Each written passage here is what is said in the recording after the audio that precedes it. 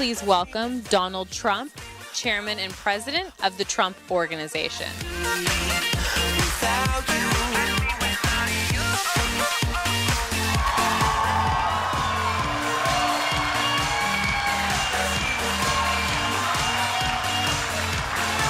Thank you very much.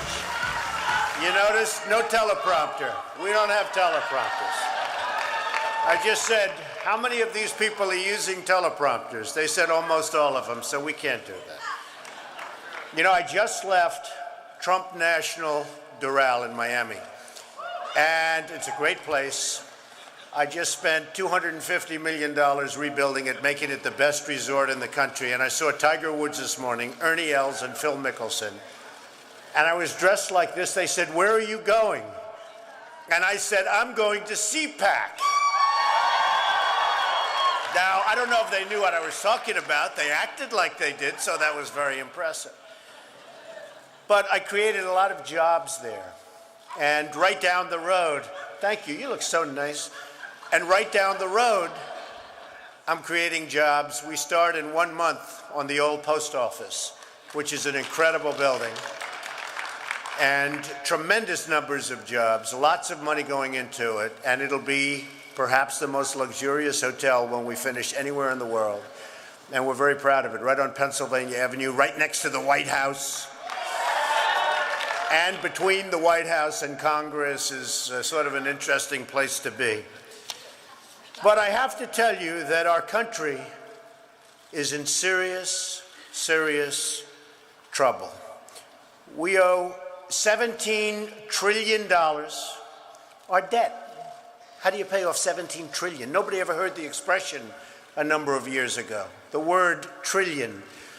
We have debt that's beyond belief. We have deficits that nobody can even comprehend. China, which I've been talking about for the last 5 years, yesterday, right in our face, they just devalued their currency. Now, for those that don't understand devaluation, what they're basically doing is saying, we're really ripping you big league. Nobody's ever done it better than us, but now we're going to really do it again. And the reason they did it, and everybody was surprised by it, was because our leadership is so weak and so pathetic that they can get away with it. And believe me, they're taking our jobs, and they're taking them big league. And China's not the only one. You look at other countries, they're all doing the same thing. They have no respect for our leader, and frankly, they have no respect any longer for our great country. And it's so simple to solve. What we need is a strong economy. What we need is jobs. Now, you hear these phony job numbers, 6.7%. The 6.7% is probably 21 or 22% real numbers. When you give up looking for a job, it's like they consider you employed. It's amazing. They changed this. You know, in the old days, if you had people that couldn't find work, they couldn't find work. Today, such a huge number, probably like we haven't had, in fact, some numbers came out, the worst in 36 years. With all of that being said, and when you look at what's going on, we have a president that just today came out with his lowest job approval rating, 38%.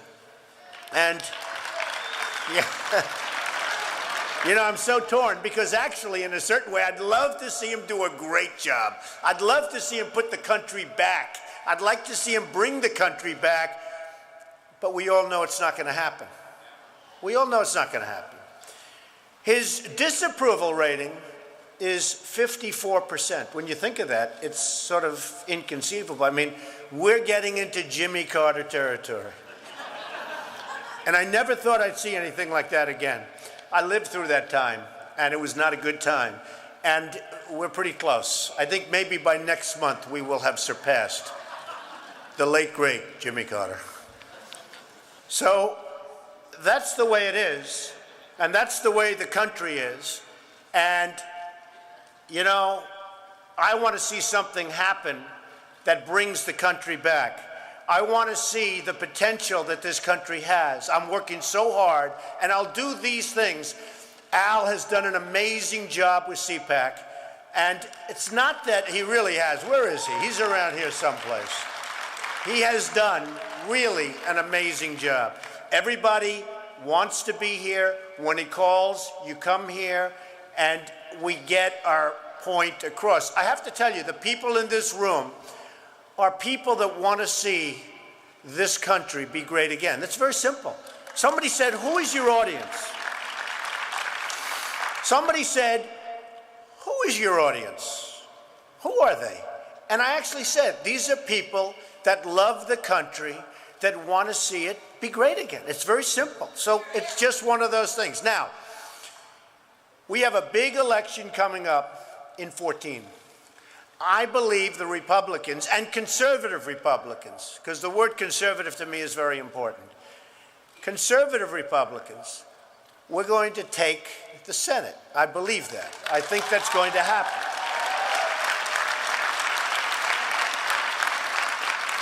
I think in 2016, you'll probably be running against Hillary. I think it's going to be a tough race, but I think it's going to be a race that by that time will be so bad that the Republicans will likewise take that, and then you can actually end Obamacare, which is a total catastrophe. A total catastrophe. The problem is that in 2016, if you look and if you study it like I do, all of the problems are being deferred to the year 2016 after the election. And I don't know how the Republican leadership has allowed that to happen, but it's happening. And I've read a lot of reports saying we're going to drift along, just keep drifting, and 2016, 2017, and 2018 are going to be an economic disaster. And you know, whoever's president, good luck. You're going to have to be very smart. You're going to have to be very, very sharp. But that's the way it is. They say 2016, after the election, 2017 and 2018, economic disaster. Some say economic catastrophe. So we have so many issues. If you think about this country, we have so many problems, and we have so little leadership. So little leadership. And it's all about the leadership. And she agrees with me. I love her. She agrees with everything I'm saying. I like it. You know, if you look at just what's been happening over the last couple of days, Russia and Putin. You know, I was in Moscow a couple of months ago. I owned the Miss Universe pageant. And they treated me so great. Putin even sent me a present, beautiful present with a beautiful note. I spoke to all of his people. And, you know, you look at what he's doing with President Obama, he's like toying with him. He's toying with him. So he has the Olympics. The day after the Olympics, he starts with Ukraine. The day after. How smart. You know, he didn't want to do it during the Olympics. Boom. The day after. So our athletes leave, we all leave, and the day after. And, you know, when he goes in and takes Crimea, he's taking the heart and soul, because that's where all the money is. I was surprised. I heard that the other day. They were saying most of the wealth comes right from that area. That's the area with the wealth. So that means the rest of Ukraine will fall, and it's predicted to fall fairly quickly, because without the money, it's like this country. If we don't make this country great, it's going to fall. It's going to really fall. It's already falling. You go into our airports, you go look at our bridges, you look at our roadways. We're becoming a third world country. So when you see what they're doing in Ukraine, it's just a question of time. Now, Putin is very friendly with Iran. Iran is causing us tremendous problems. Syria, Afghanistan, Iraq.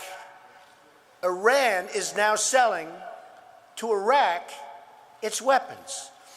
Iran has already taken over, essentially, Iraq. It's amazing. Now, we lost tremendous lives so many wounded warriors. These are great people. I know so many of them. I try and help as many as I can, but so many, so badly wounded. And these incredible people came back to this country. And what have we gotten for it? What have we gotten? We spent $2 trillion in Iraq, and then we pull out. Now, I took a lot of heat, except from conservative people. When we went over there, I said, hey, I assume we're taking the oil. Are we taking the oil? And people said, what a horrible thing to do. You know, in the old days, you had a war. You ever hear the expression, to the victor belongs the spoils? Okay? To the victor. And I took such heat. It actually was Al. It was at CPAC. I said, if we're leaving, take the oil. At least pay us back. And I come out, front page news, oh, Trump is a horrible human being. He wants to take the oil from a sovereign country. Sovereign. Give me a break. You see the people ripping off sovereign. Hey. Unbelievable. So, you know who's taking the oil now? Iran. Iran. And what people don't know is that Iraq has the second largest oil reserves in the world. Who knew that? I knew it. Taking a couple of trillion is peanuts. They have 18 trillion underground. Give us 2, just 2, maybe 3. But people went nuts. Now you look at what's going on with Afghanistan. You have Karzai that's treating our president like he doesn't even exist.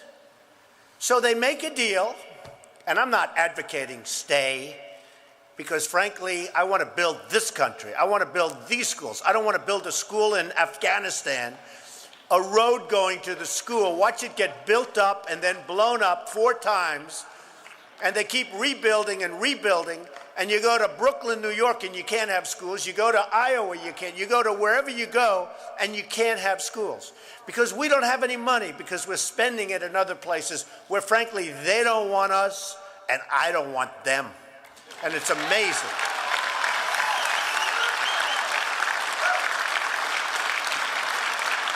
So in Afghanistan, they make a deal, and Karzai said, I'm not signing that deal. These stupid Americans, they're so stupid. They give me bundles of cash. You ever see, I want to know, who is the soldier? Think of this. Like, maybe I have a couple of $100 in my pocket, right? Who is the soldier that carries satchels of $50 million to take care of these people? 50 million. Have you heard this? 50 million. I just want to know, who is the soldier? I guarantee you, unless he's really honest, he's really rich, okay? So we give all this money. Now we're up to over $1 trillion. And it was just revealed the other day that our friends, again from China, we're fighting the war here. And on the other side of the mountain, a lot of people don't realize this, Afghanistan, they didn't think it had wealth, has tremendous wealth in minerals. So on the other side, we're here fighting and getting blown up and all sorts of crap happening. And on the other side of the mountain, you have China taking out all of their minerals. So this was reported big league the other day, but I said it 2 years ago. I knew because I have a lot of friends from China. By the way, I don't dislike China. And you know, Business Week did an article about the thing the Chinese most want. Different elements. The thing the Chinese want, and they had 10 of them. So the top 10 things. Now, I knocked the hell out of China fairly, and my friends respect me for it. They actually say, you're right. They live in China. And they say, you're right. I can't believe we're getting away with it here. The thing they most want, you know what? One of the top 10 things? Anything Trump. You believe it? My apartments, my ties, they love me. They love me. I've got the largest bank in the world from China, Chinese bank, the largest in the world, biggest bank in China, is my tenant in one of my buildings. And they said, we'll never leave. We love you. We love the building. Because they're smart, and they respect you if you're smart. They don't respect stupid people. Okay? And that's what they're dealing with. Okay. Obamacare has to be changed. Has to be. Immigration. We're either a country or we're not. We either have borders or we don't. We either have borders or we don't. It's true. I mean, you know, you have a border, you have a country, and if you don't have a border, what are we? Just nothing. A nothing. And I feel strongly about that. And I have to say, as conservative people and as Republicans, many of you, some are so conservative you don't even want to be Republican, and I understand that too. But as conservative people and as Republicans, when you let the 11 million, which will grow to 30 million people in, I don't care who stands up, whether it's Marco Rubio or and talks about let everybody in, you won't get one vote. Every one of those votes goes to the Democrats. Now, with that, you have to do what's right. You have to do what's right. It's not about the votes necessarily. But of those 11 million potential voters, which will go to 30 million in a not too long future, you will not get any of those votes no matter what you do, no matter how nice you are, no matter how soft you are, no matter how many times you say, rip down the fence and let everybody in. You're not going to get the votes. So with immigration, you better be smart and you better be tough, and they're taking your jobs, and you better be careful. You better be careful. And I just say one other thing. Medicare, Medicaid, Social Security. I listen to people come in and say how we're going to dismantle it, and we're going to just knock the hell out of it. And I'm a friend of Paul Ryan. I like Paul Ryan very much. But I don't like what they're saying. I want to make this country so strong and so rich and so powerful. We have so much energy and so much money under our feet that we don't have to take away people's Social Security and Medicare and Medicaid. You want to stop the fraud, you want to stop the abuse, and believe me, there's plenty of that. But we don't want to do that. You know, they had a vote recently of Tea Party members. These are strong Tea Party members. 79% said, don't touch my Medicare, don't touch my Medicaid, don't touch my Social Security. How the hell do you get elected when you want to do that? I want to make the country so strong, and you can do it. We are sitting on top of something that's so amazing, such incredible wealth. And the way you solve all of these problems is tremendous wealth, tremendous job production, strengthen our military, not weaken. We've weakened our military. We want to cut our military. We listen to Putin about what we're going to get. He said, no, we don't want you to use those missiles. Oh, we won't order them. It's hard to believe. So the bottom line is very simple. Make America strong again. Make America great again. We have such unbelievable potential. We have to use it. We need the right leaders. Thank you all very much. Thank you. Thank you. Thank you. Hey, thank you.